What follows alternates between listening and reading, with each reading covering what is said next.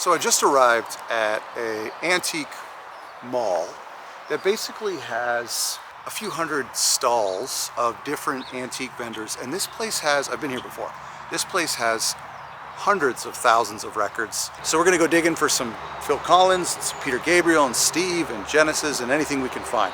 Join me. Okay, so I've been to this place many times before. I usually go like every 2 years maybe, just to let the records change up. It's a big barn. It's like a half a football field length. And there's these like individual stalls, and there's no vendors there. They leave their stuff, they put their tags on everything and a price on everything. And there's probably like 300 stalls. There's 2 levels, upstairs and downstairs. And I would say more than 50% of the stalls have records in them. So I'm going to take you through some of these records, and I've highlighted some of the special stuff. If you like record shopping, then I'm going to show you some video of me flipping through records. Not everything is Phil Collins and Genesis and Steve and Mike. I'm sorry. But anyway, there's some good stuff in here. I didn't buy anything that didn't relate to Phil Collins and Genesis, although I had some records I was keeping in the back of my mind that I was looking for. I wasn't looking for any other antiques, although this place has a lot of cool stuff, which I'll show you in a second. But I was mostly just looking for rare records. I'll tell you, you're not really going to find any bootlegs or anything super rare here. The most rare thing you'll find would be like singles, 7-inch or 12-inch singles. But you're not really going to find anything spectacular. That's because those are in record stores. As you can see, this is a booth with a couple antiques, some junk in it, but mostly records. Not mostly records, but I would say every booth has some records because they know that people like records, and they're very high priced. These records you're looking at here are not 50 cents, 25 cents, or $1 as they used to be in the old days. These are like really expensive. They're 10, 15, 20, sometimes 40 or $50. Over the years though, I mean, you would maybe find a few. These are the type of records you find in the old days, you know? Oh, there's Steve. Cool pinball machines. Yeah, you would find like old records here in the old days, but nowadays, because records are so popular, almost every booth has some records. Now, some records you can tell the collectors are a little bit wiser. Here's my first gem of the day. I didn't buy this and I regret this. So this is like the WOMAD. Let me know if you know anything about this, because I can't find it on streaming platforms. But there's a Peter Gabriel tune on here. It's called Music and Rhythm. I don't think it's the record they just reissued. It's on Passport Records, which is cool. This was 20 bucks. I should have bought it. I think I might get it at some point.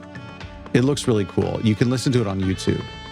That was my first, like, I made maybe like 20 minutes in this place, gone through a bunch of records, and I had yet to find any Phil Collins or Genesis. Here's technically my first Genesis record. This comes up a lot today. I usually look around just to double check if there's anything special here.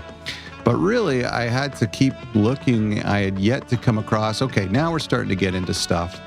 Duke and then there were 3 was like the things I came across the most on this trip. A lot of figurines, a lot of kids stuff, a lot of McDonald's toys, a lot of stuff that isn't antiques. Let me know in the comments if you've ever been to a place like this. Old hockey cards and baseball cards, which is really cool. Oh, sorry, not sure what that was. Wrong aisle.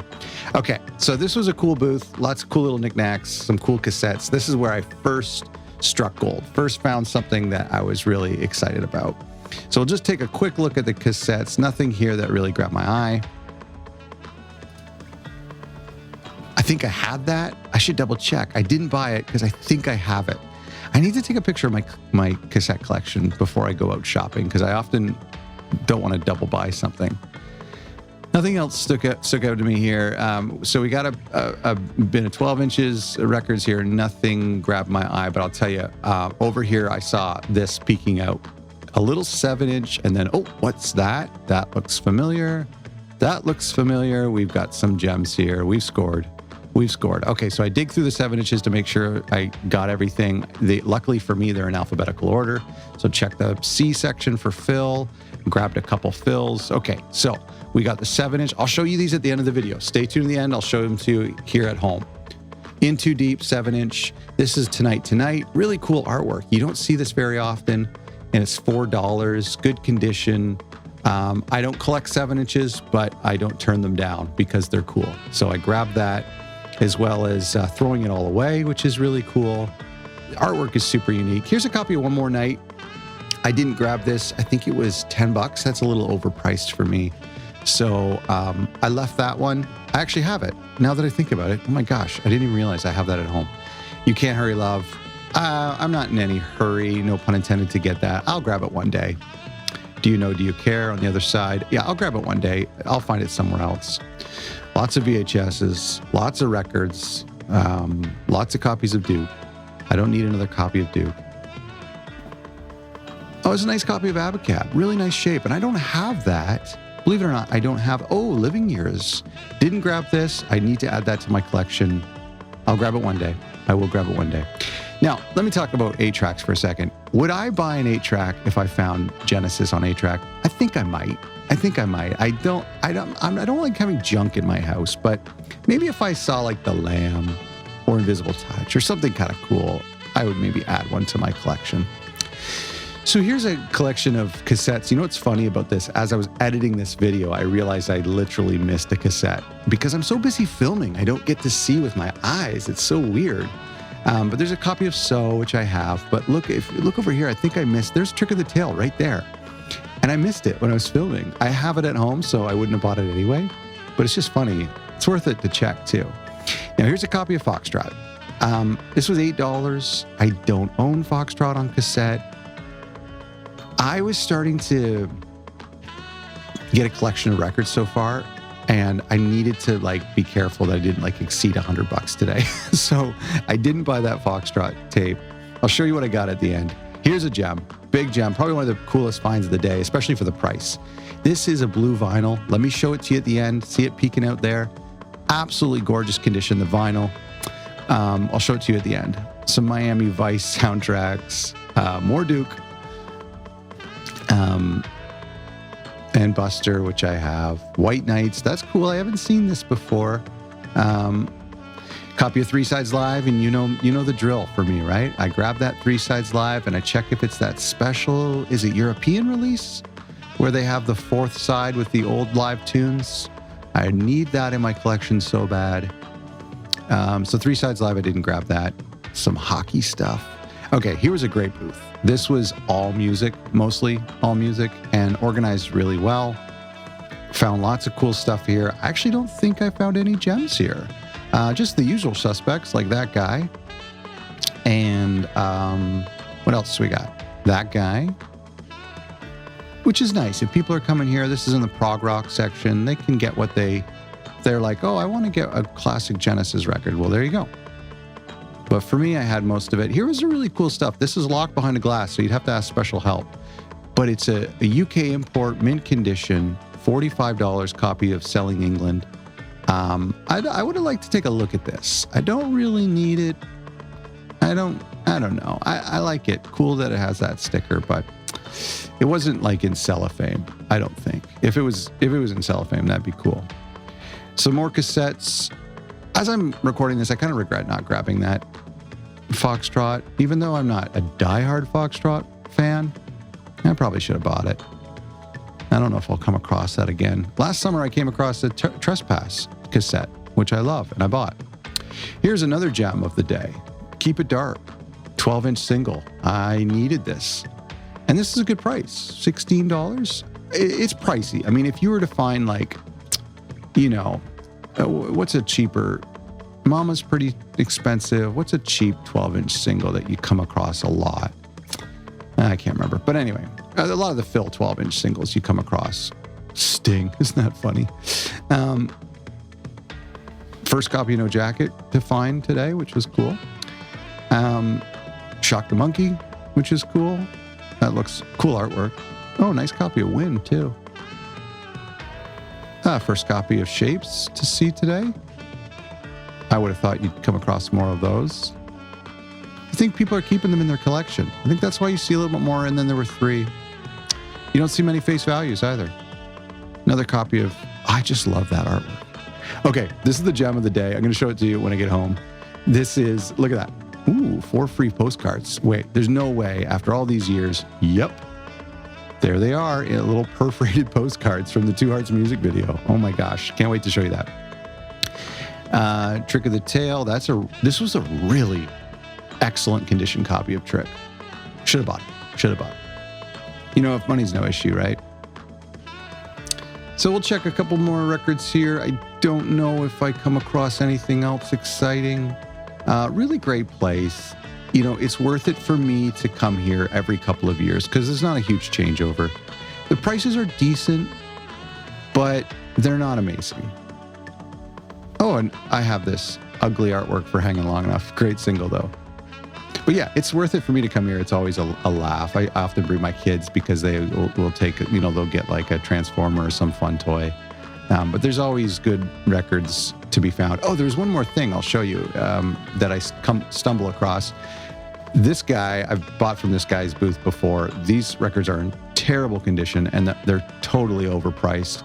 Like, for example, here's like it's open copy of Sledgehammer, $10. I would have bought that, but $10 is pricey and they're usually in really rough shape. Now, this is a different booth, and this was a very good condition copy of The Lamb for $22. It was in really good shape. I like the version of The Lamb that doesn't have the text on the bottom that says contains 2 records. So anyway. Okay, that was pretty good. Actually, it was really good. Off to a slow start, but eventually I got a lot of pretty cool stuff. Let me get home and assess the damage, and then I'll show you everything one by one. All right, so let's take a look at what we got. Let's start with these little 7-inches because I thought these were really cool. You know, I don't collect 7-inches, so I'm not over the moon about them, but I am because you don't see 7-inches with artwork very often. So this is Tonight, which I got for $4. I thought that was a good price. I think if he was asking, or they were asking 10 or so dollars each, I wouldn't have got them. But these were cheaper than the ones I got in the last record store video I did, which didn't have the artwork. So this is cool. You know what's weird? You can let me know. I have the 12-inch single of Tonight, and it's like black and white and very ominous and kind of pixelated. This is like different. And it's not necessarily the live version. So yeah, this is kind of interesting. I should check the dates on them. Maybe that other one is newer. But that's a cool cover. I like that. So that's Tonight with In the Glow of the Night, Part 1 on the back. In Too Deep, I have this as a 12-inch, and I always said I'd like to get it as a 7-inch because it's cool. It's like very electric looking.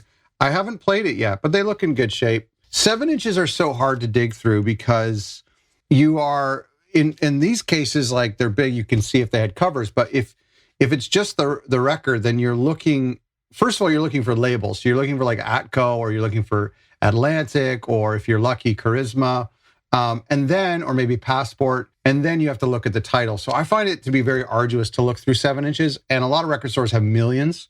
So this was cool. And this was, I don't know what this was. I think $4, $5 maybe. And then the final one I got was Throwing It All Away, which I had just recently picked up on 7-inch because it's one of my favorite songs. But this one has a cover. Again, not a very great cover, and there's no consistency in the design, right? They don't match the Invisible Touch artwork at all, except for the back. So it's just weird. I guess that is the Invisible Touch font. So this is Throwing It All Away, black and white photo. These are cute. Honestly, this was $3, $4, and I think maybe $5 or $4 for this one. So I'm glad to own these. I kind of feel obligated to get Land of Confusion as a little 7-inch to complete my collection, right? Would there be another one? I think just that. Oh, Invisible Touch, duh. Yeah, I have Invisible Touch downstairs, not in a sleeve, but I do have the cover version. I bought it by accident one day. But anyway, another story. Okay, totally forgot about Invisible Touch. All right, next I want to show you Keep It Dark. This is a 12-inch single. I'm on a mission to collect all of the 12-inch singles. I'm getting closer and closer. This is my first one from Abacab, I believe. Different artwork other than the sketched font, but different artwork than Abacab. It's cool artwork. This cost me, I think, $16 or $12 or $15. It's in great shape. I've played it. It sounds good. I've got that B-side. How do you pronounce that? That's like an improvised version, right? Neminanu. It's kind of like, it sounds like Brand X. Really great tune. And then the long version of Abacab on side B as well. I like Keep It Dark. Oh, $16. That's pricey, but I've seen it for more than that. So that's why I was, you know what, I'm like, I'm going to get this now. These are the 7 inches with no spine. I have quite a few of these. Okay.